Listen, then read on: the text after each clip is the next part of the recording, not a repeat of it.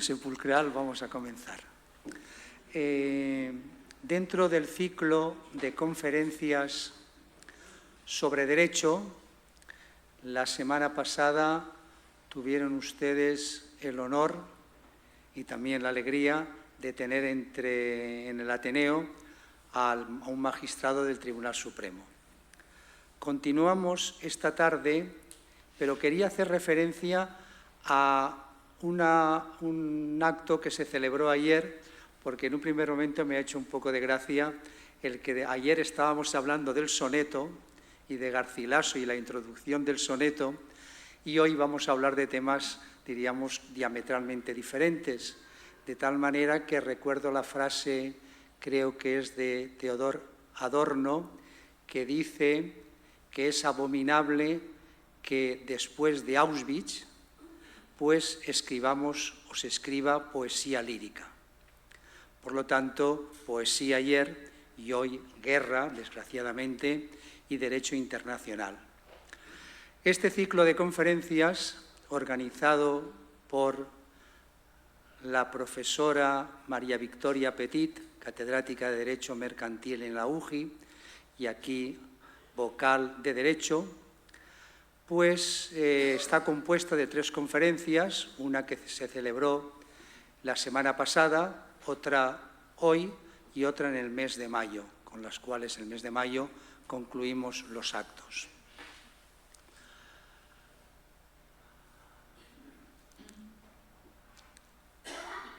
Simplemente presentarles el acto de hoy, que viene a continuar un ciclo de conferencias, y ya la laudatio o la biografía del propio conferenciante correrá a cuenta de la profesora María Victoria Petit. Muchas gracias. Buenas tardes a todos.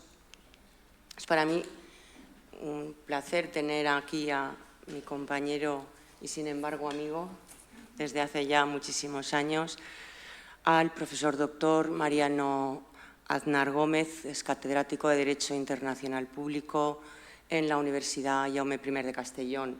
Mariano se licenció y se doctoró en Derecho por la Universidad de Valencia, donde además ha sido profesor muchísimos años, y finalmente obtuvo la cátedra aquí en Castellón. Brevemente, ha sido un currículum breve, ha sido profesor invitado en distintas universidades, en la de Nueva York, en la de Cambridge, autor de numerosas monografías y numerosas publicaciones. Ha sido miembro de la Comisión Científica del Plan Nacional para la Protección del Patrimonio Cultural Subacuático, representante de España ante la UNESCO en el Grupo de Estados, parte de la Convención UNESCO de 2001 sobre protección del patrimonio cultural subacuático, miembro del Comité Internacional sobre Patrimonio Subacuático y, por tanto, también fue uno de los redactores de la parte de la Ley de Navegación Marítima Española del año 2014, de la actual Ley de Navegación Marítima, en concreto en la parte sobre estrategia de seguridad nacional y seguridad marítima.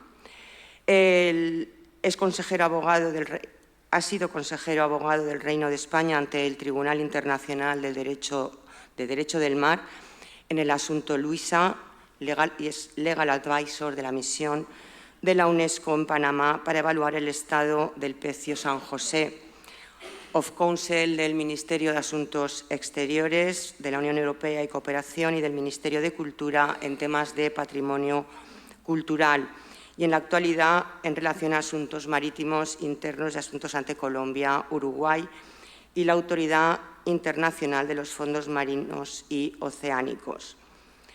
Es miembro del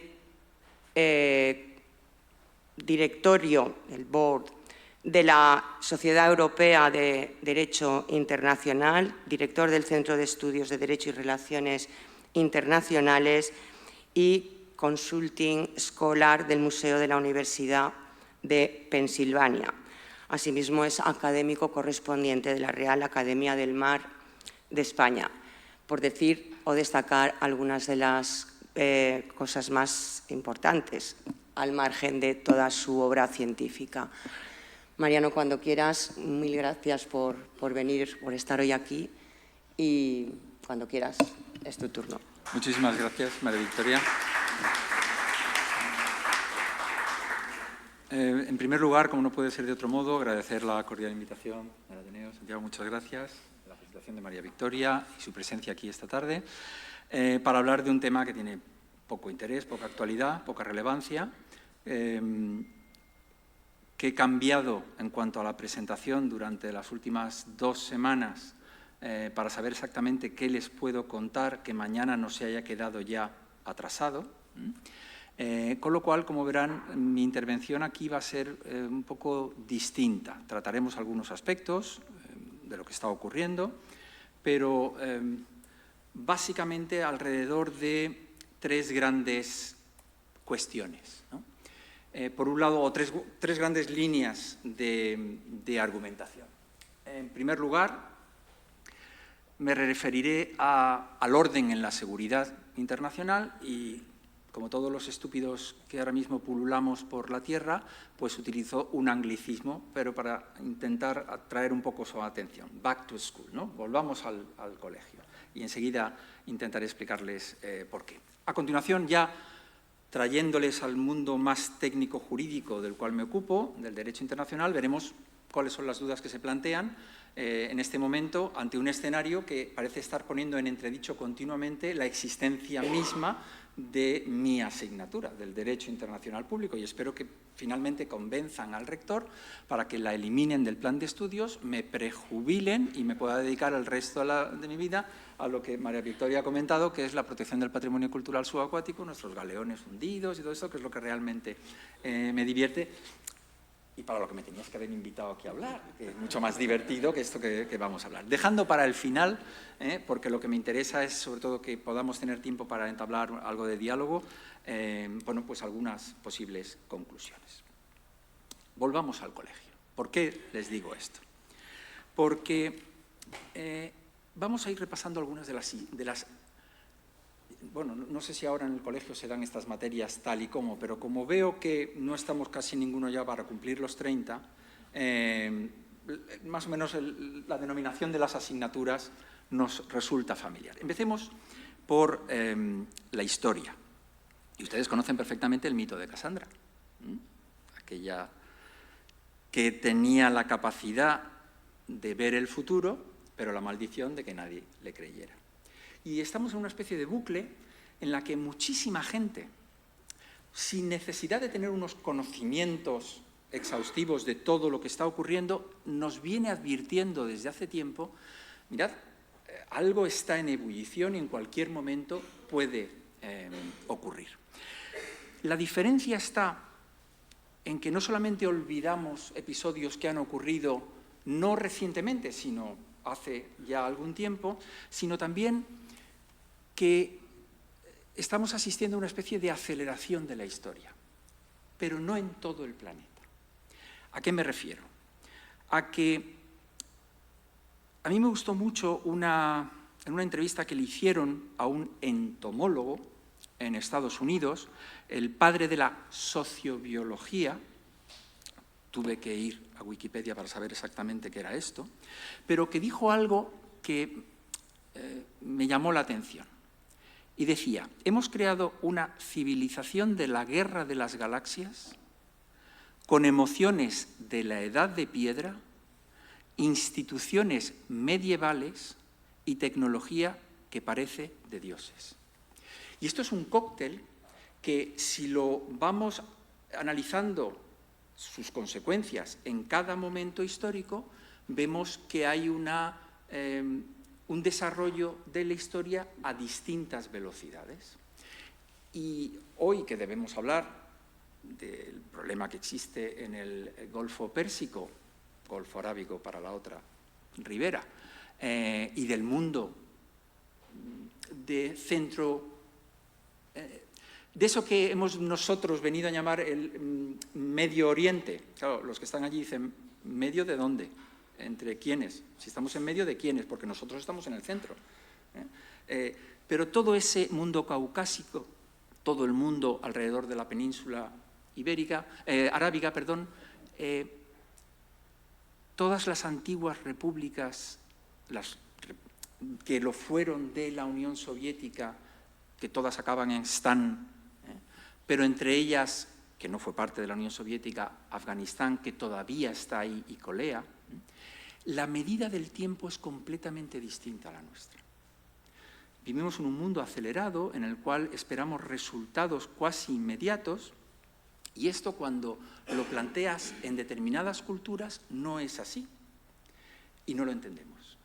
Y reaccionamos de un modo, por ejemplo, incluso a la hora de sentarnos a negociar en una mesa, en la que pensamos que todos pedaleamos a la misma velocidad, y no es así. La historia es un punto de contraste, una regla de referencia que es muy distinta en función de las civilizaciones.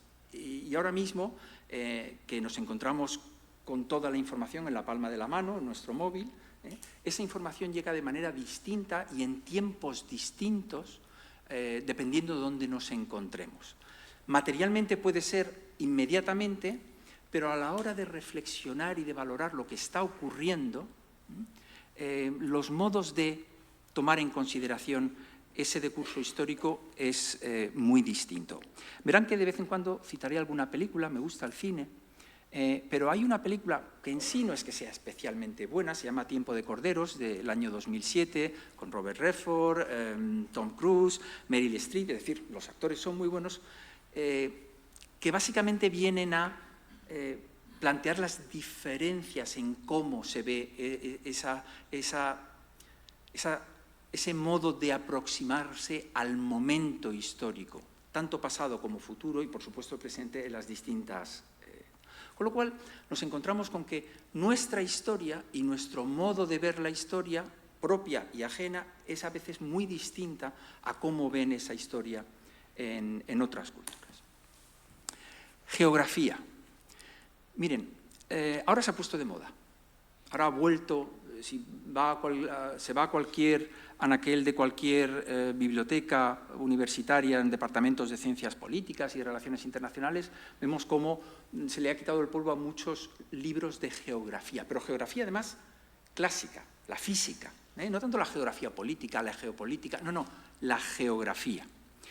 Cuando en la Segunda Guerra del Golfo, porque esta es la cuarta, la primera, años 80, Irán-Irak, la segunda, 2001, cuando se produjo la invasión de Kuwait por parte de Irak, la tercera, la de 2003, y ahora, por así simplificar un poco el tema. En la segunda, hubo un momento en el que, cuando ya las tropas aliadas habían tomado casi todo Kuwait, desde el cuartel general de las fuerzas norteamericanas en Tampa, Florida, el entonces jefe del Estado Mayor de los Estados Unidos, el general Colin Powell, que luego fue secretario de Estado, le planteó al general Schwarzkopf, que estaba sobre el terreno, el comandante en jefe de las fuerzas, que por qué no se llegaba hasta Bagdad. Bueno, estamos en Kuwait, ya hemos tomado, ya hemos expulsado a los iraquíes de Kuwait, ¿por qué no seguimos persiguiendo a los iraquíes en retirada y tomamos Bagdad? Y la respuesta de Schwarzkopf fue muy sencilla. Dijo, son más de 650 kilómetros de desierto. Claro, pensamos, 650 kilómetros. Movilizar unas fuerzas armadas para ocupar un país entero y en particular su capital, teniendo que mover a todas esas tropas 600, ya no digo 650 kilómetros de desierto, aunque fueran 200, 100, fijémonos el estancamiento que se está produciendo ahora mismo en Ucrania todavía. Claro, aquello disuadió a Powell, que era un tipo muy inteligente, porque si nos fijamos, yo les he puesto ahí dos cifras, 1.340 y por otro lado 1.062. Ustedes no tienen por qué saber qué significan. La primera es la frontera entre Finlandia y Rusia. Claro, Finlandia se une a la OTAN durante el conflicto. Aumentamos en casi más de 1.300 kilómetros nuestra frontera con nuestro principal enemigo, que es Rusia. 1.340 kilómetros helados es una distancia enorme, una distancia física, ya no entro en otras consideraciones. 1062 es el litoral del Sáhara Occidental. 1.000 kilómetros. En la fachada norte, en la fachada del Atlántico Norte. Con todo lo que ello supone, entre otras muchas cosas, el posible acceso de grandes potencias como son Rusia y China, que están operando en el Sahel, a nuestro Atlántico Norte. O, en particular para España, la pretensión de espacios marítimos por parte del Sáhara o, actualmente, Marruecos como potencia ocupante en esa zona. Y eso es pura geografía, pura física. Tengo 1.000 kilómetros más y esto me generan a mí muchísimos kilómetros cuadrados de espacios marinos, de plataforma continental, de zona económica exclusiva, de pesca, etc. Es decir, es pura presencia física en algún sitio, es pura geografía. Nosotros no queremos en muchas ocasiones ocupar determinados espacios. Cuando digo nosotros me refiero a Occidente. Y estamos exportando fuera de nuestra propia geografía nuestras propias contradicciones. Les voy a poner otro ejemplo. Si yo les hablo a ustedes de los países nórdicos o de Canadá, estarán conmigo en que la primera imagen que nos viene es la de unos países sexys, ¿no? Unos países atractivos, unos países con una presencia social, ¿no? Educada, alto nivel social. Bueno, los países escandinavos son entre los 5 grandes exportadores de armas, son ellos. Y sin embargo, nos parecen como los más pacíficos, más educados. Canadá, ¿no? Que el presidente Trump quiere convertirla en parte de los Estados Unidos y todos nos llevamos las manos a la cabeza. Canadá con los bosques, los ositos, los inuit, ¿no? Gente tan educada. Bueno, Canadá, en las bolsas de Canadá es donde se negocian el mayor porcentaje de títulos valores referidos a la minería más contaminante del mundo. Que las autoridades canadienses no quieren extraer esos minerales raros en su territorio porque tendrían a una educada opinión pública en contra. Tienen unas enormes superficies de territorio. ¿Qué hacen? Se van fuera de su territorio. ¿Dónde? A otras geografías, entre ellas los fondos marinos y oceánicos. Es decir, que no nos basta nuestro territorio, pero el territorio está ahí y está ahí muy presente. ¿Hace falta que recordemos qué es esto? Esto es pura geografía. El estrecho de Hormuz, ahí no hay espacio para 2 mares territoriales enfrentados, que son los de Omán al sur e Irán al norte. Es un estrecho utilizado para la navegación internacional. No hay aguas internacionales en el estrecho de Hormuz, como no las hay en el estrecho de Gibraltar. No hay espacio suficiente. Esto es pura geografía. Como es pura geografía, la tremenda profundidad estratégica que tiene Ucrania y aún mayor la que tiene Rusia.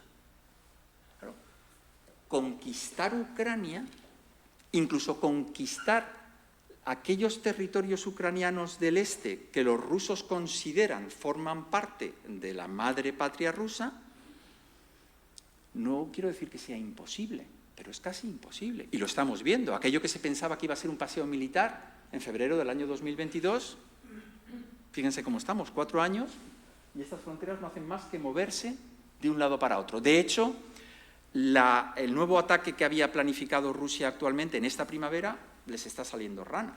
No están poniendo, al contrario, parece ser que es Ucrania la que está retomando algunas. Fíjense que al fin y al cabo estamos hablando de puros espacios físicos y podríamos hablar de todos los que quisiéramos. Pero también me voy a referir a la geografía en cómo vemos la geografía.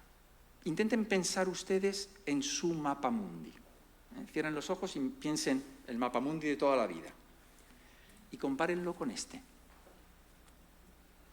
Este es el mapamundi chino del año 2013, oficialmente adoptado. El mapamundi que hizo un geógrafo chino, Hao, en el 2013.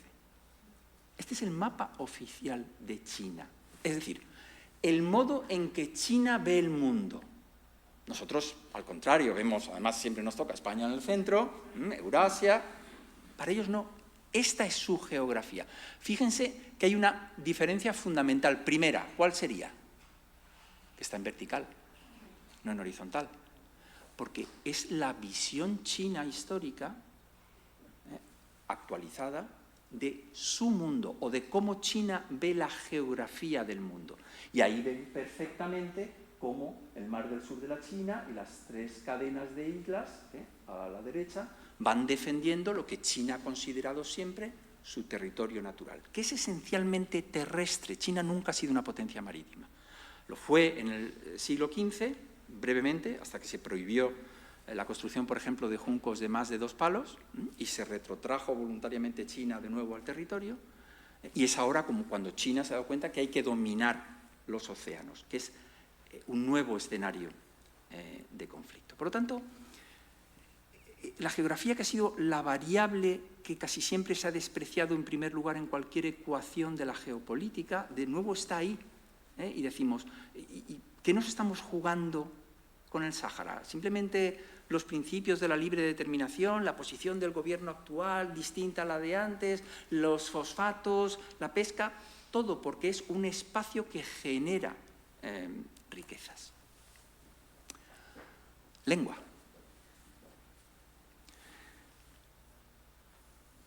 No estamos seguros de poder incidir en nuestras vidas si abandonamos la formación y, en consecuencia, dejamos que otros piensen por nosotros. No hay que olvidar que pensamos con palabras y, por lo tanto, el discurso que articulemos es aquel discurso que va a, por así decir, como dicen también los cursis, vehiculizar nuestras pretensiones. Nos encontramos, además, con que el lenguaje es un arma arrojadiza y en la geopolítica quien domina el relato es el que acaba imponiendo su modo de ver el mundo. Pero además es un relato instantáneo, un relato que además se multiplica continuamente. Esto ya lo dijo Steve Bannon antes de que Trump ganara las primeras elecciones en su primer mandato. Hay que saturar las redes sociales con información. No hay que dejar que nadie recapacite 5 minutos sobre lo que yo acabo de informar, sobre sea cualquier cosa, sea una decisión sobre las vacunas, sea una decisión sobre el acceso al agua potable, sea una decisión sobre el envío de una flota a cualquier sitio o la imposición de unos nuevos aranceles. Una vez lanzo el mensaje a través de las redes sociales, que se han convertido en una especie de prótesis de nuestro pensamiento, ¿no? Enseguida vamos a enviar otro mensaje de tal manera que somos nosotros los que estamos continuamente dirigiendo el relato.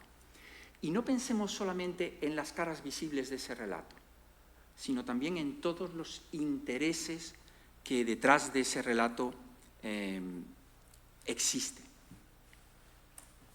Física.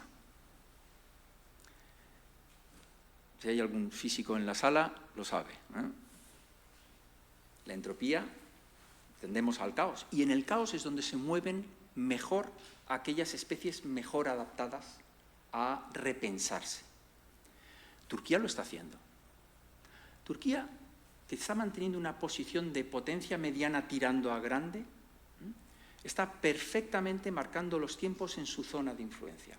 Hasta el punto de que, no solo por ser la que controla los estrechos turcos, ahí sí, porque hay un régimen especial que está bajo la supervisión turca, sino también porque está apostando en todos los conflictos de un modo muy inteligente y sabiendo moverse, lo pongo como ejemplo, en este mundo en el que todo parece caótico. Pero además hay otro principio, por así decir, que informa la física, que es el odio al vacío.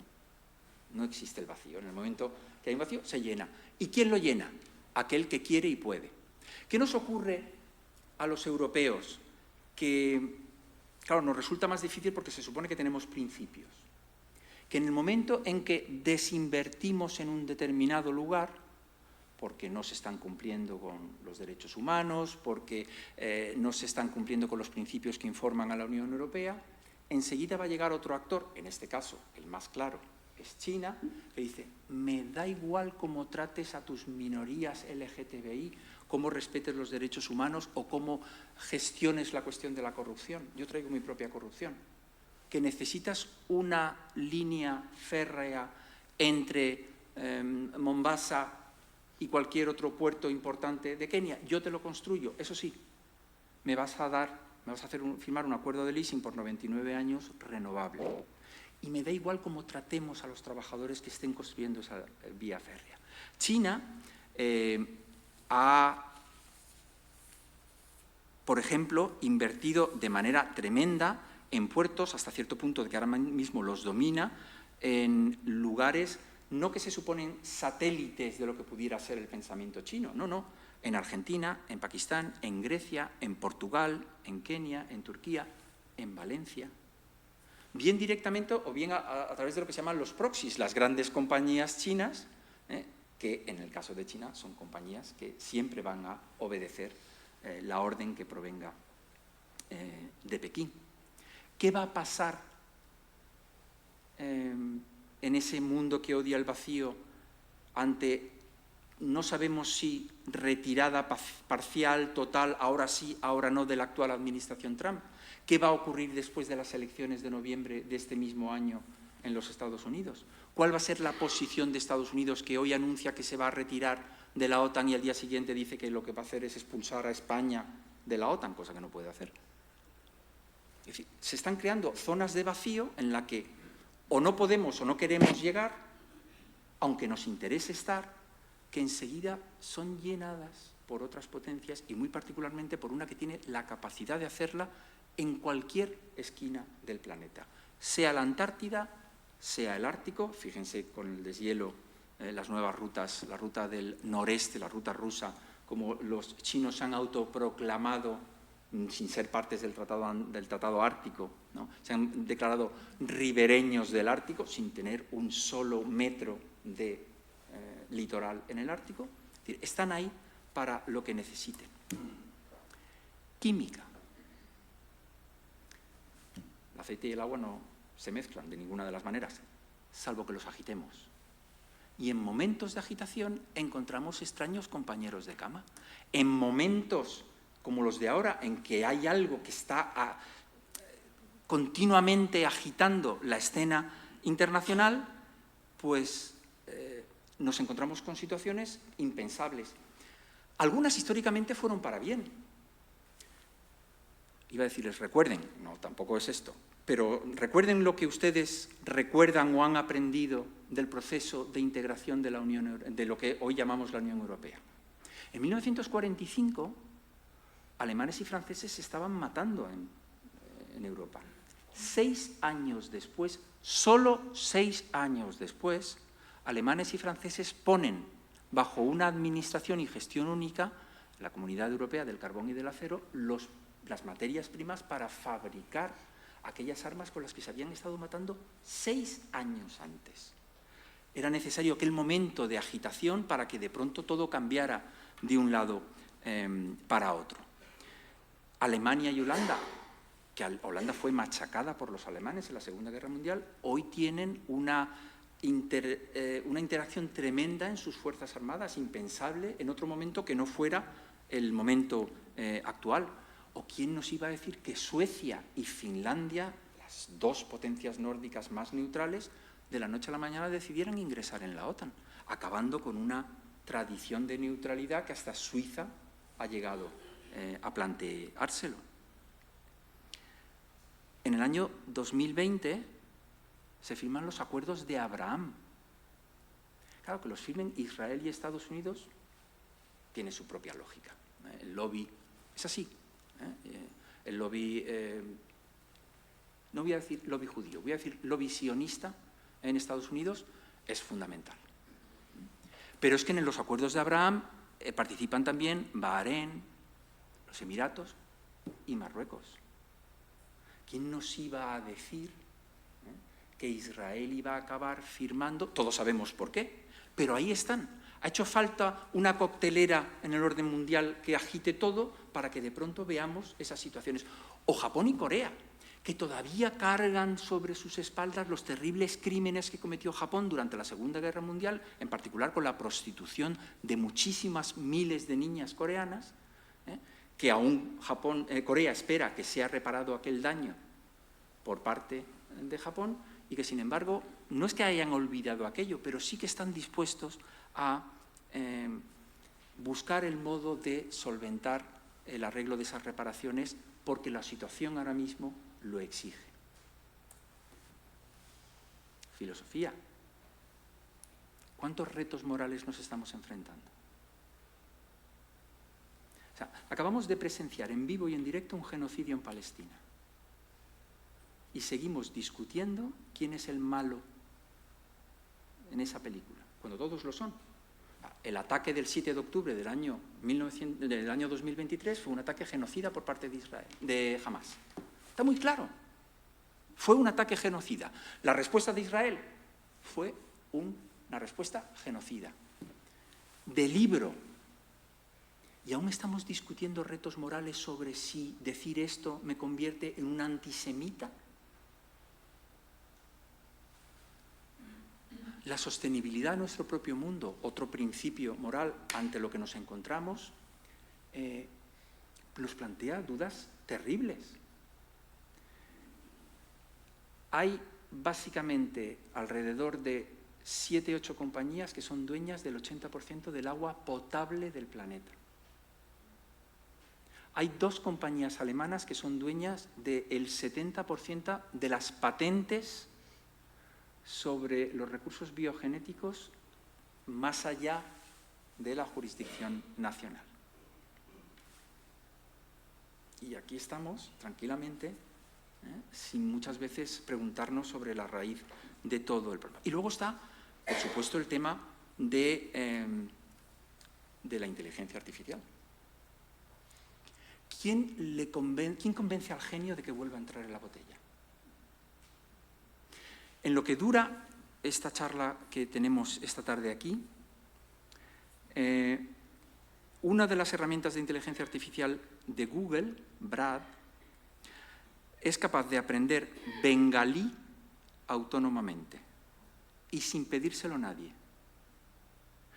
En los cables submarinos, que son el esqueleto de nuestro mundo actual, por donde va toda la información, ahora mismo se estima, ahora se está volviendo, gracias a que se han solucionado problemas de latencia, a muchas comunicaciones vía satélite. Pero aún sigue yendo alrededor del 85% de la información. De ese 85%, alrededor del 65-70% es un diálogo entre 2 máquinas. No es que yo esté enviando un correo electrónico a mi amigo que vive en Washington para felicitarle, lo acabo de hacer hace media hora, para felicitarle por una medalla que le han dado. No, no, es una máquina de no se sabe qué, que está hablando con otra máquina, no se sabe dónde y no se sabe qué.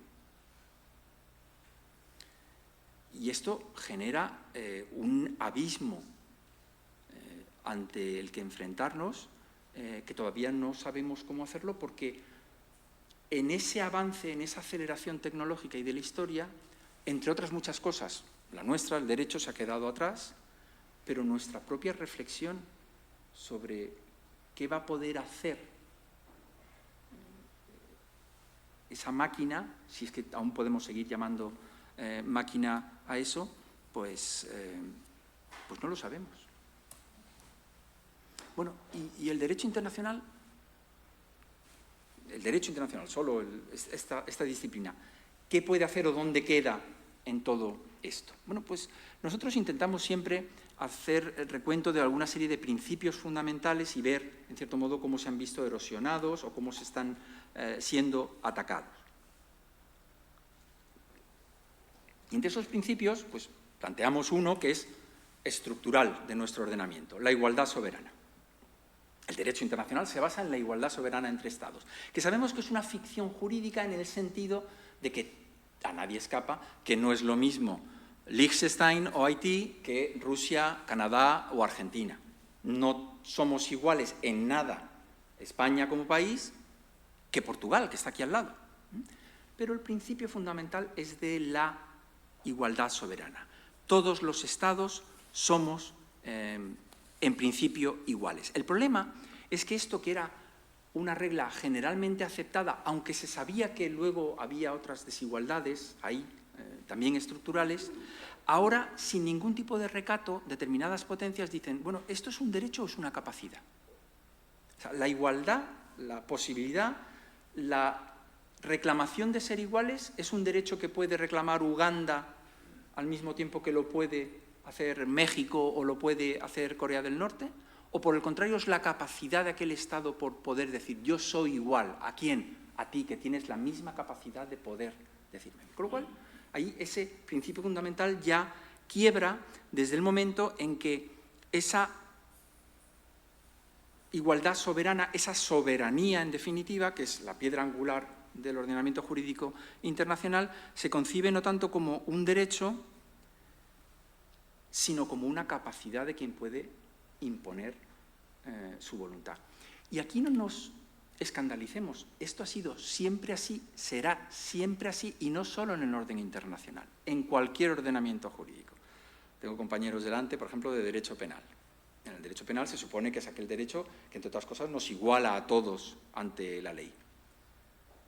Basta con encender el telediario a las 3 de la tarde, en distintos procesos penales, y veremos que ante un proceso penal hay algunos que son más iguales que otros, porque tienen capacidades distintas, y esto será siempre así. Uso de la fuerza, otro principio nuclear. Está prohibido el uso y la amenaza del uso de la fuerza en las relaciones internacionales. Artículo 2, párrafo 4 de la Carta de Naciones Unidas, que no solamente es un principio porque lo diga la Carta, sino porque además es una regla, un principio general del ordenamiento jurídico internacional. Con unas excepciones muy claras y muy tasadas. Solamente podrá usarse la fuerza en legítima defensa, artículo 51 de la Carta, o porque lo autorice el Consejo de Seguridad de las Naciones Unidas. Fuera de esos dos escenarios, en teoría, el uso de la fuerza está prohibido. El principio está claro, las excepciones también. Pero ahora mismo hay una difuminación no solo de ese uso de la fuerza, sino también incluso de la respuesta al uso de la fuerza.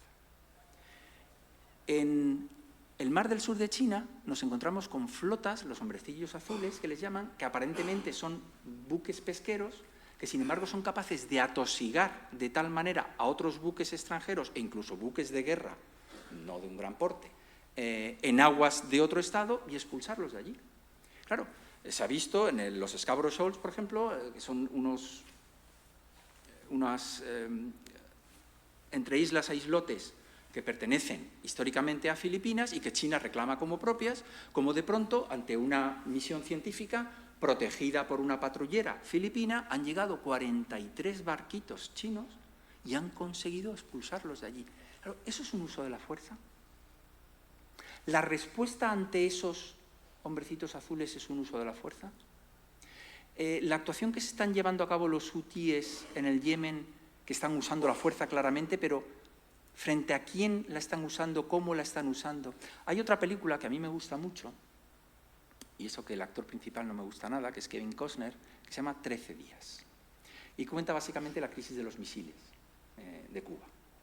Y hay una escena en que Kevin Costner va a un teléfono en la Casa Blanca y llama al piloto que va a enseguida despegar con el avión espía U-2 para sobrevolar la isla de Cuba y fotografiar para tener las evidencias de que efectivamente la Unión Soviética está montando los misiles en Cuba.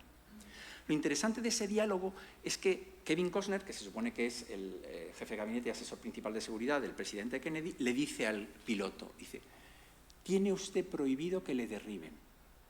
A lo cual el piloto le dice, mire, no depende solo de mí, si me derriban, y si no me derriban, no, tiene usted prohibido que le derriben, porque si a usted le derriban y cayera, fuera hecho prisionero o incluso muriera, sería un acto de guerra y por lo tanto Estados Unidos tendría que declarar la guerra a Cuba y en consecuencia la guerra a la Unión Soviética. Usted no le pueden derribar. Esto hoy ya no ocurre, porque desde el momento en que se envía un arma no tripulada, un dron, nos da igual que lo derriben. Es más, si lo derriban no va a ser casus belli. Con lo cual, el propio principio de uso de la fuerza en cuanto a cuáles son los límites de ese uso de la fuerza y cuáles las reacciones posibles, excepciones a ese uso de la fuerza, quedan también hasta cierto punto difuminadas. Lo que se denominan los global commons, es decir, aquellos bienes comunes públicos, aquello que se supone que pertenece a la humanidad, los océanos, los fondos marinos y oceánicos, el espacio ultraterrestre y los cuerpos celestes, incluida la Luna. Ahora se ha puesto otra vez la discusión sobre si el ver el lado oscuro de la Luna, la cara oculta de la Luna, y los chinos han dicho que antes del 2030 están allí, es porque va a empezar a comercializarse. Bueno, hay un principio del Tratado de 1967 que dice que se prohíbe la apropiación y mercantilización de la Luna. No el Tratado de la Luna de 1977, que no han ratificado, tiene 20 ratificaciones. No, el anterior, el de 1967, que ha sido ratificado por todas las grandes potencias, 138, 139 estados. Bueno, pues esto ahora mismo está en entredicho. Ahora mismo estamos en las negociaciones en Jamaica, ante la Autoridad de los Fondos Marinos y Oceánicos, estamos negociando el reglamento de la explotación minera de los fondos marinos y oceánicos, que se supone están declarados como patrimonio común de la humanidad y que, por lo tanto, hay un procedimiento particular para que todas aquellas riquezas luego puedan ser hasta cierto punto repartidas.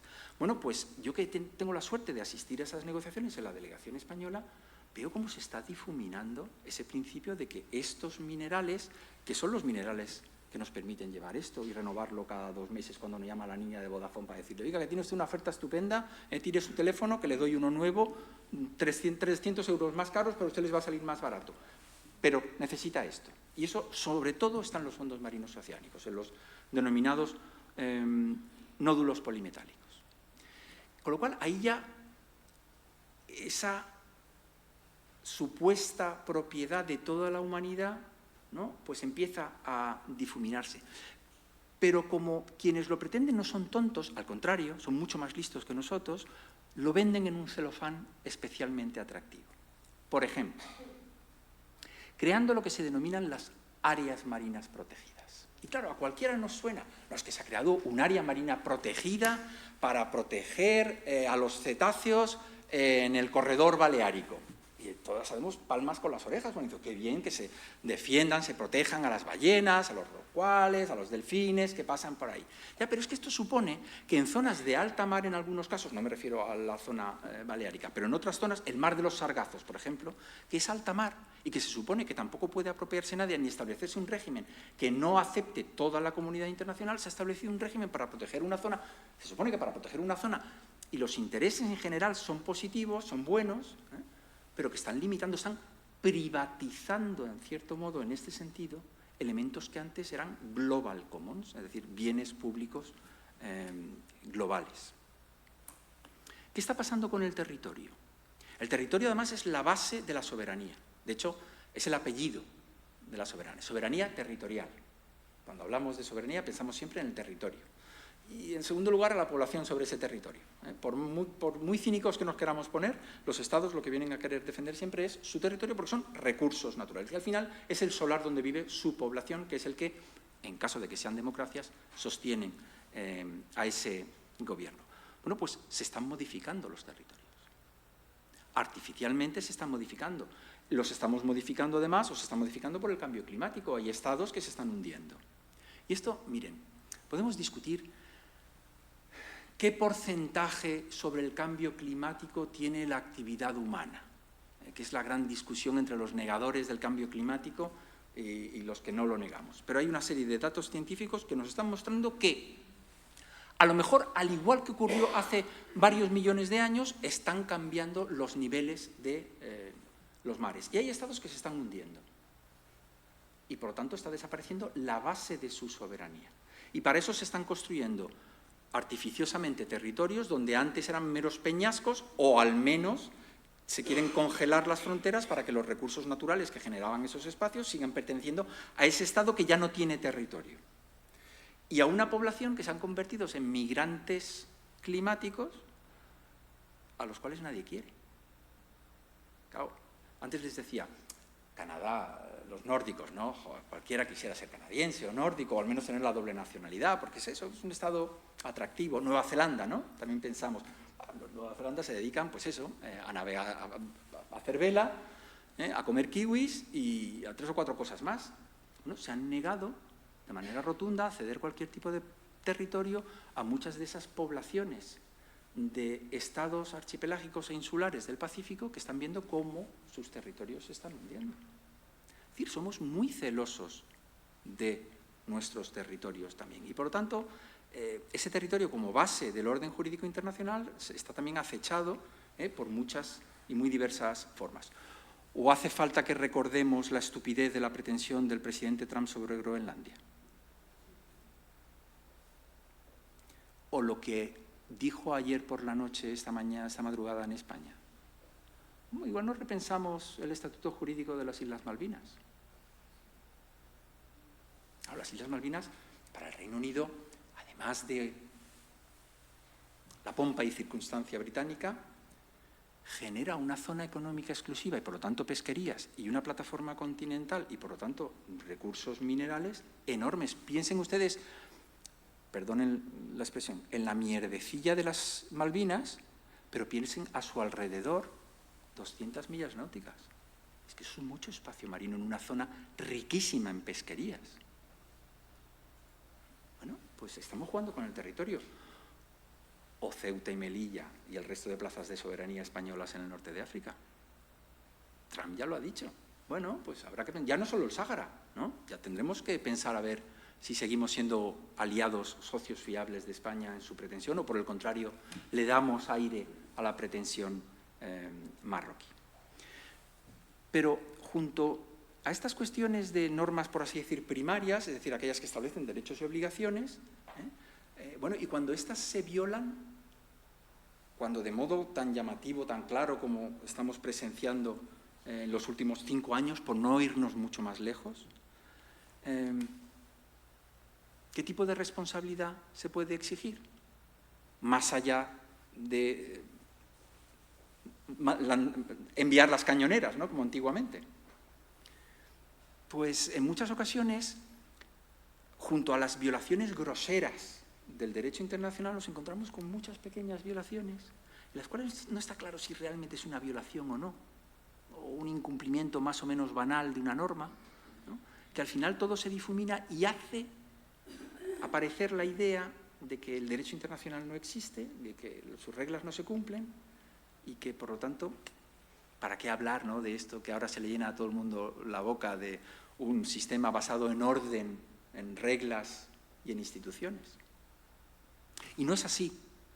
No sé si ustedes recordarán al comienzo de la agresión por parte de Israel y de Estados Unidos, y el orden es importante, Israel y luego Estados Unidos a Irán, el 28 de febrero pasado, que a los pocos días un submarino estadounidense, y esto les encanta a los estadounidenses, ¿no?, hundió una corbeta iraní que estaba de maniobras en las aguas de Sri Lanka.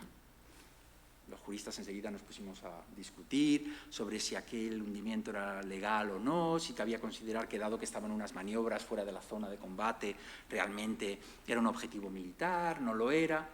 Pero lo que nadie discutió, y todo el mundo tuvo por hecho, es que a la hora de salvar a los tripulantes que habían sobrevivido al torpedo del submarino estadounidense, la responsabilidad correspondía a Sri Lanka, porque así lo había establecido un tratado de 1977, el Tratado de Hamburgo, y regulado por una organización, la Organización Marítima Internacional, creada por un tratado internacional. Es decir, el derecho internacional se está cumpliendo continuamente. Mientras estamos hablando, hay miles de normas de derecho internacional que se están cumpliendo.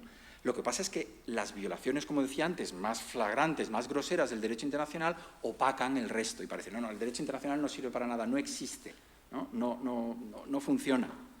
Ahora, si nos cogemos la memoria del Ministerio Fiscal, ¿no?, podríamos decir, derecho penal no existe. O si vemos el índice de fraude, evasión, elusión del IVA en España, podríamos decir, el derecho tributario no existe.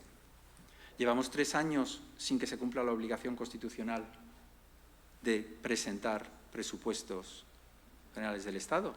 ¿Eso significa que el derecho constitucional no existe? No. Es decir, a la hora de evaluar si existe o no un conjunto normativo, en particular como el derecho internacional, y créanme que no es que quiera hacer yo convertirme en el campeón del derecho internacional para que no me quiten la disciplina. Al contrario, ya les he dicho al principio que si me jubilan, que me jubilen. Pero incluso en ámbitos que se supone que siguen funcionando a pesar de todos los impedimentos, como es el del comercio, nos hemos cargado la Organización Mundial del Comercio. Se han cargado la Organización Mundial del Comercio, que además establecía un procedimiento de pseudoarbitraje muy útil, muy flexible, que permitía enseguida resolver no tanto las violaciones de las normas de comercio, sino las alteraciones al comercio mismo. Realmente, si nos fijamos en toda la cuestión de la solución de controversias en el ámbito comercial, lo que se pretende muchas veces no es tanto restaurar el derecho, la norma, sino restaurar la tranquilidad. Al comerciante lo que le interesa es que no haya fluctuaciones, que todo vaya suavemente. Si esa alteración la produce una violación, pues que se ataque la violación de la norma. Pero si se puede resolver a través de otro tipo de arbitrajes, de resoluciones privadas, mejor que mejor. Es decir, toda una serie de principios estructurales que los tenemos que repensar, porque la actualidad nos está mostrando que a lo mejor estructuras que considerábamos absolutamente fiables y que iban a perdurar en el tiempo, pues hay que acompasarlas con lo que está ocurriendo. Es que me pongo a hablar y no paro. Nos encontramos con un efecto disruptivo de la tecnología. Esta es una primera, con unas amenazas tremendas. Voy a ver si funciona, porque creo que, no sé si estoy conectado, creo que sí. No estoy conectado, lo he intentado. Esperen un momentito porque creo que vale la pena, aunque sea un minuto solamente. ¿Aquí no hay edición? No, pero no, ya me han dicho que no funcionaba.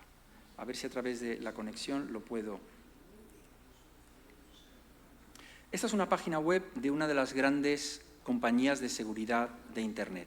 Esto es en tiempo real. Los ataques cibernéticos que esta compañía... No lo están viendo, lo estás viendo. Ah, no, perdón. No puedo... A ver, no, pero voy a hacer una cosa. Vamos a ver si ahora... Juan Pablo, ¿tú sabes? ¿Me lo permite? No, no me lo permite, lo siento. Alberto. No, pero es un problema de...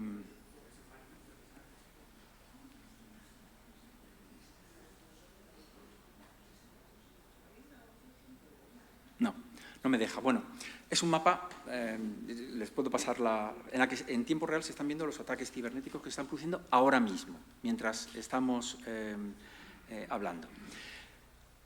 Otra conclusión a la que me gustaría llegar y hacerles pensar. En muchas ocasiones nos vemos ante lo que se supone que son conflictos claros, ¿no?, entre dos grandes potencias. Pero luego también muchas veces nos estamos encontrando con esos conflictos a través de lo que se denominan proxies. Es decir, Irán actúa a través de Hezbollah en el Líbano, a través de los hutíes en Yemen, está en Pakistán apoyando las luchas de los talibanes, de parte de los talibanes contra la India y Pakistán. Es así. Si nos vamos a Hispanoamérica, pues durante mucho tiempo Cuba, por ejemplo, actuaba a través de proxies en otros muchos estados. Y Estados Unidos y la propia Unión Europea también actúa a través de proxies. Saber detectarlos y saber acomodar la reacción ante esa actuación es muy compleja a la hora de poder reaccionar. La lucha por los recursos es ahora mismo el fulcro de todo el sistema. Se está luchando por el agua, se está luchando por las tierras raras, pero hay una serie de escenarios muy próximos. El espacio es uno de ellos y está ahí, y lo estamos viendo continuamente, y además con compañías privadas que lo están haciendo mucho mejor que compañías públicas de siempre, como la ESA o la NASA. Pero también están los océanos, que son los grandes desconocidos. España, que es una potencia marítima, ha vivido y sigue viviendo en gran medida de espaldas al mar. Y es absolutamente fascinante ver cómo otros muchos estados se han dado cuenta que un nuevo horizonte de reclamación, y en su caso de conflicto, son los océanos. Cuando además espacio y océanos se retroalimentan. Toda la tecnología que se va a usar en el espacio se ensaya a grandes profundidades y aquellos éxitos que se consiguen en el espacio luego se aplican a los océanos. Esto, quien me ha oído muchas veces, me lo ha oído muchas veces. Yo he seguido muy de cerca y he trabajado el tema de la protección del Titanic. El Titanic ahora mismo, el interés fundamental de los Estados Unidos en el Titanic no es sino el análisis continuo del comportamiento de metales a grandes profundidades. Olvídense del resto. Ahora mismo ha habido una nueva orden del Tribunal de Primera Instancia de Nueva York, que es el encargado de velar por que se puedan comercializar algunos de los restos que se sacaron, que están repartidos la mayoría en Estados Unidos y una parte en Francia. Hace 2 años se habló de poder extraer la Marconi desde donde se lanzó el SOS del Titanic, y menos mal que se dijo que no. Estos son fuegos artificiales alrededor de la gran pregunta, que es cómo se comportan después de más de 100 años determinados metales a grandes profundidades, en unas condiciones de temperatura, luminosidad, salinidad y presión, que nos va a dar una enorme cantidad de datos para las investigaciones futuras. Hay 2 grandes preguntas que se siguen haciendo alrededor del Titanic. Una, esta, ¿cuál es el comportamiento de los metales? Y la otra, fundamental, es si Leonardo DiCaprio se hubiera salvado, si Kate Winslet le hubiera dejado un trocito en la puerta y no hubiera muerto. Estas son las 2 grandes cuestiones alrededor del Titanic. El espacio, los océanos y, el tercer lugar, campo de batalla, la mente. Ahí está gran parte de lo que luego se resuelva o no en el futuro. Nosotros jugamos con principios. Por lo menos esto es lo que hemos asumido en Europa. La más feliz política exterior es aquella que logra conciliar en el mayor porcentaje posible principios e intereses. Si logramos que vayan al mismo tiempo, magnífica política exterior. Lo que ocurre es que no es así. Agamenón y su porquero, da igual quién lo diga.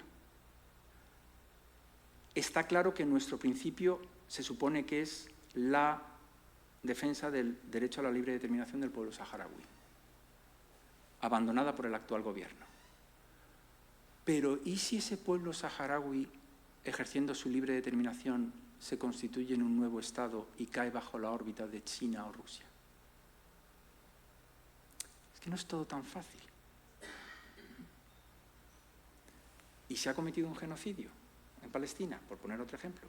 Lo diga Agamenón o lo diga su porquero. Y equilibrar intereses y principios en cualquier política exterior, en los desafíos que plantea el orden internacional, pues es muy complicado. Sobre todo cuando hay una gran potencia como es China, visitada por 4ª vez en 4 años por el presidente de nuestro gobierno, que entre China, entre vivir en Shanghái o ser un pordiosero en Minneapolis, prefiero ser un pordiosero en Minneapolis. Entre Google y Huawei, ya me dirán ustedes qué diferencia hay. Es una cuestión de coherencia y abandonar imposturas por unos y por otros. Como ven, yo no les he resuelto absolutamente nada, porque no tengo una bola de cristal. Y como decía un antiguo profesor nuestro, hacer previsiones es siempre muy difícil, sobre todo si son de futuro, ¿no? Nosotros yo creo que nos debemos, como europeos, seguir anclados en nuestros principios. Suena excesivamente arrogante pensar que los europeos somos los causantes de todos los males del planeta. Pero debemos insistir en una serie de principios y no caer exclusivamente en la defensa de nuestros intereses. Muchísimas gracias por su atención.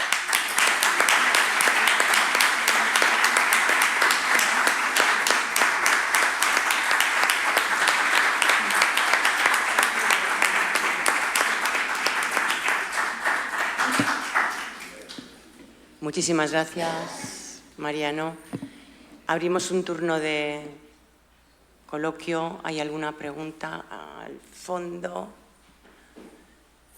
No hay micrófono, ¿verdad? Inalámbrico. Perfectamente. Sí.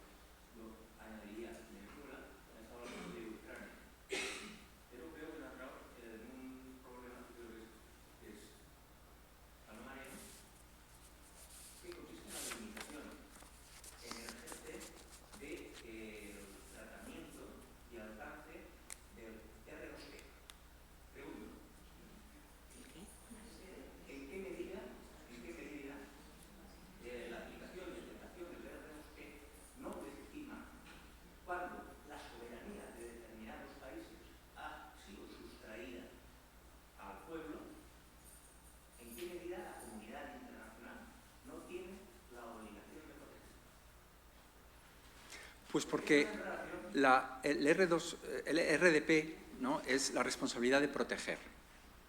La responsabilidad de proteger es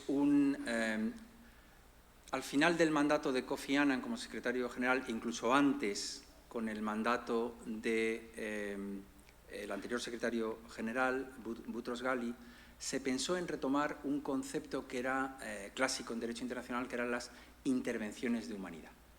Es decir, si mis ciudadanos o los ciudadanos de un tercer Estado están sufriendo las violaciones de sus derechos más fundamentales, caso de Venezuela, como usted cita, caso de Irán, como estamos presenciando, no he hablado de Sudán, no he hablado del genocidio de los cristianos en Nigeria, podemos hablar de los rohinyas, hay muchísimos escenarios. Me habían dicho 45 minutos y me he pasado 10. ¿Estoy bien? Bueno, claro, este es un concepto clásico en el derecho internacional, que operaba legalmente desde el momento en que no existía la prohibición del uso de la fuerza. Mire, si mis ciudadanos o mis intereses son violados en el territorio de otro Estado, en aquella época eran mis ciudadanos o mis intereses, no los ciudadanos de ese otro Estado, yo podía intervenir militarmente. A partir del momento en que se prohíbe el uso de la fuerza, estas intervenciones de humanidad, que se decía entonces, quedan fuera de. Pero es cierto que nos encontramos con una incoherencia estructural, cual es, por ejemplo, la de que, mire, Venezuela es una terrible dictadura. Y, por lo tanto, vamos a extraer a Maduro, ¿no?, lo vamos a secuestrar, con un aperitivo previo que es el asesinato de personas que supuestamente estaban traficando con droga, sin ningún tipo de proceso, pero lo extraemos para que vuelva la democracia a Venezuela. Pues a fecha de hoy yo la sigo esperando, porque el gobierno venezolano actual, pero es que el gobierno chino es 3/4 de lo mismo, el gobierno saudí es 3/4 de lo mismo, la deriva del gobierno sudafricano, por tocar todas las latitudes, es parte de lo mismo. Es decir, vamos a intervenir continuamente y en todos aquellos escenarios en los que clarísimamente se está produciendo una violación de los derechos fundamentales. Pues esa es la gran pregunta. Y le voy a decir una cosa, el derecho internacional no tiene una clara respuesta a eso, salvo la de, miren, hace tiempo que la cuestión de los derechos humanos dejó de ser una cuestión de derecho interno y, por tanto, la comunidad internacional está capacitada para decirle a Irán: son ustedes unos violadores flagrantes del derecho internacional, pero al mismo tiempo lo que sí que dice el derecho internacional es que mientras no haya una autorización por quien la debe prestar, que es el Consejo de Seguridad de Naciones Unidas, no podemos usar la Fuerza Armada contra ese régimen.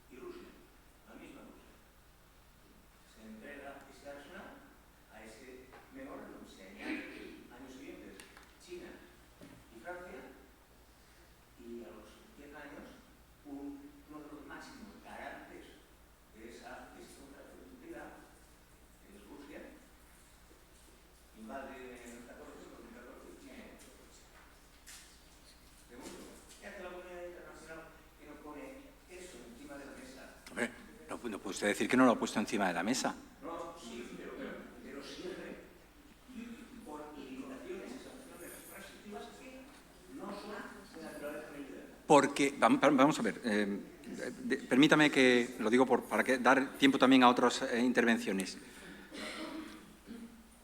¿Vamos a atacar militarmente a Rusia?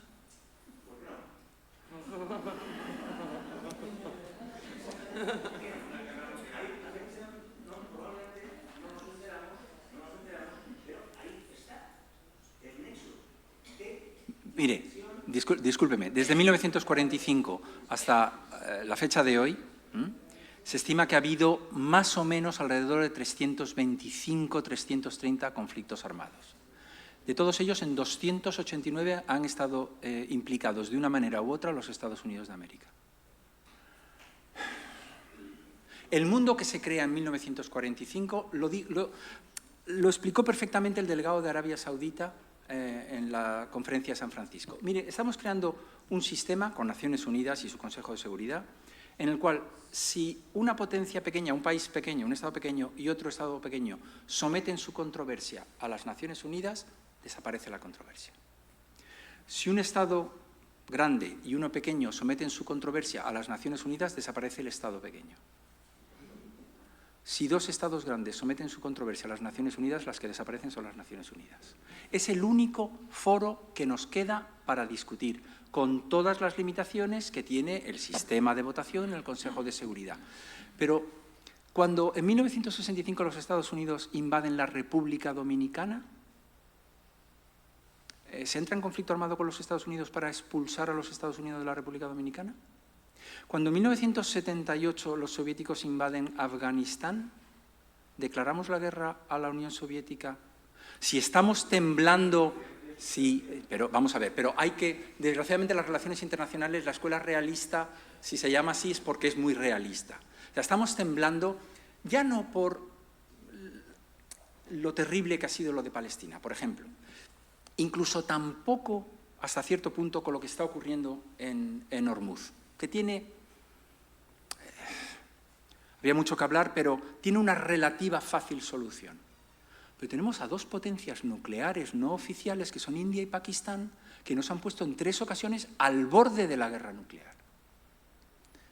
Entonces, cuando se trata de las armas nucleares, pues es todo mucho más complicado. Claro, que Israel diga que hay que cargarse a Irán para que no tenga el arma nuclear, y lo diga Israel, que tiene 75 cabezas nucleares. Mire, con el arma nuclear es lo que dijo Einstein. Yo no sé si habla de la Tercera Guerra Mundial, pero la cuarta será otra vez con palos y piedras. Hay que tener mucho cuidado a la hora de, no, vamos a atacar Rusia. Y a lo mejor pues sale bien y hay alguien con el cerebro que a nosotros nos gusta en Moscú que le prohíbe a Putin y a su guardia pretoriana apretar el botón. Pero ¿y si lo aprieta?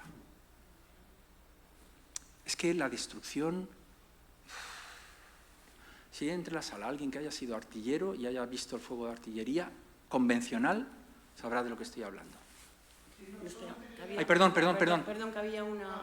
Disculpa, que es que lo he visto. Sí. Palabra pedida.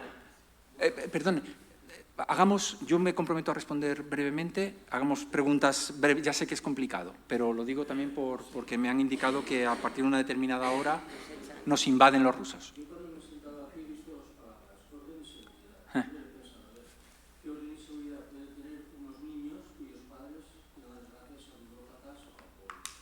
¿Ser qué? ¿Ser qué? ¿Neurópatas o alcohólicos? ¿Qué seguridad puede tener un ciudadano del mundo cuando el señor americano está continuamente insultando y amenazando a los? Le recomiendo un libro que escribió uno de los dos periodistas del asunto Watergate, Woodward. Se llama Miedo en la Casa Blanca, sobre la primera administración estadounidense. Básicamente la tesis de ese libro es, durante la primera administración Trump, cada semana había un golpe de Estado en la Casa Blanca. Porque efectivamente llegaba este hombre y el ala oeste, la infraestructura funcionarial de la Secretaría de Estado, de la Secretaría de Defensa, de la Secretaría de Justicia, de la propia Casa Blanca, del FBI, de la CIA, de los sistemas de seguridad, todavía quedaba gente sensata. Y llegaba Trump y decía, hay que eliminar a todos los calvos con chándal verde. Y el tío decía, prepárenme una orden ejecutiva. Y decían, sí, señor presidente, ya se le pasará. Y se le pasaba.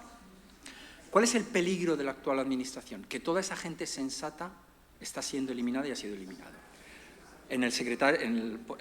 el tarado moral del secretario de Defensa, que a él le gusta denominarse secretario de Guerra, ha dimitido, ya llevamos 40 generales de 3 y 4 estrellas.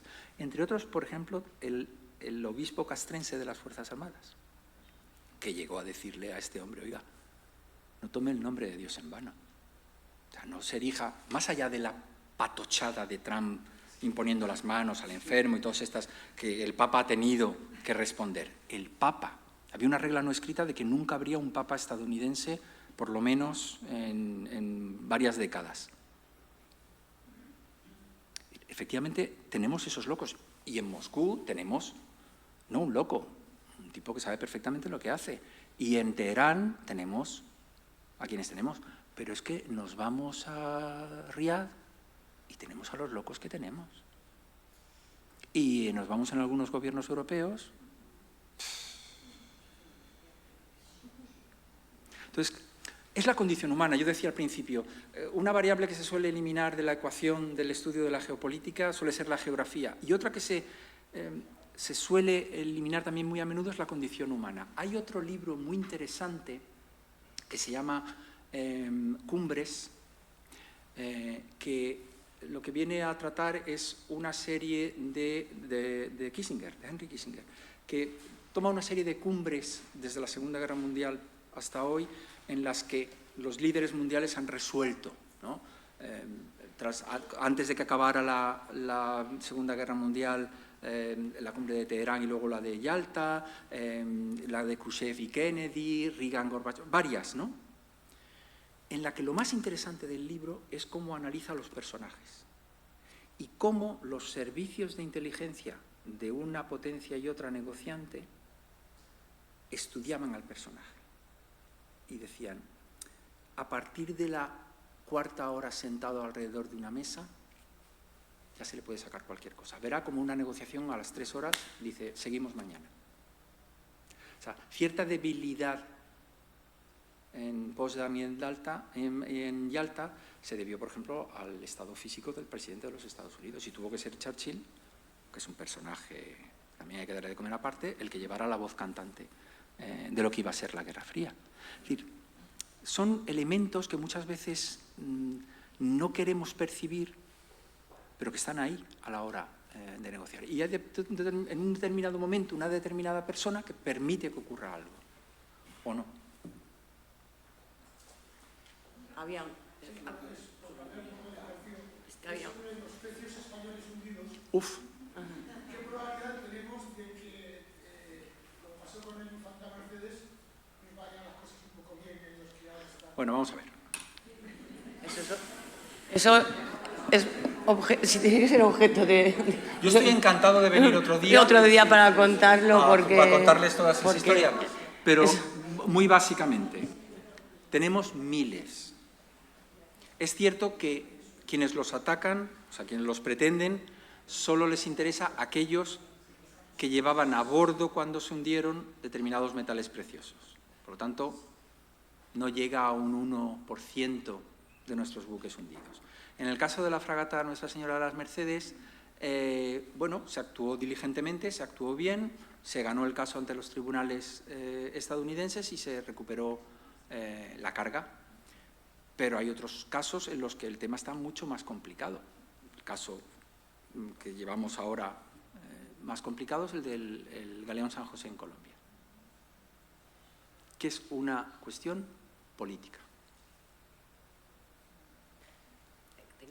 Y además una sola batalla y de poder.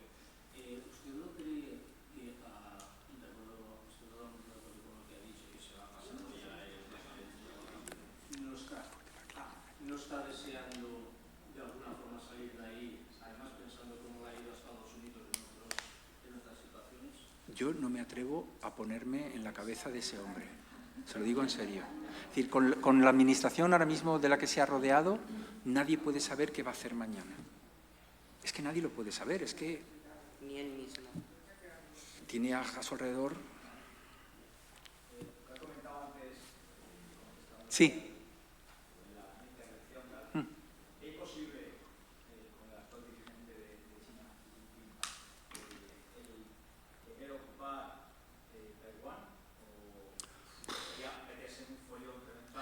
Mire, hay un informe, exacto, hay un informe, la portada del The Economist de hace 2 semanas quedó fenomenal, como si yo leyera el The Economist todos los días, ¿eh? Pero era muy buena porque salió en las redes sociales, por eso me enteré, ¿eh? Que básicamente venía a decir algo así, dice, cuando tu enemigo está cometiendo un error, déjale, que siga, algo así, ¿no? China piensa distinto a nosotros. Es que el problema está en comprender cómo razonan los chinos. Por eso lo decía también, no solo en cuestión del tiempo, sino de perspectiva, ¿no? Conquistar Taiwán. Hay un informe muy interesante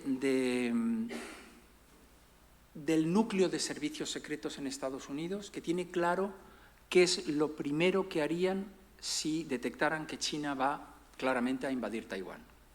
Y es bombardear y destruir por completo la enorme fábrica de semiconductores que hay en Taiwán. Saben que hay 4 en el mundo, una en Estados Unidos, otra en Corea, una en China y la de Taiwán.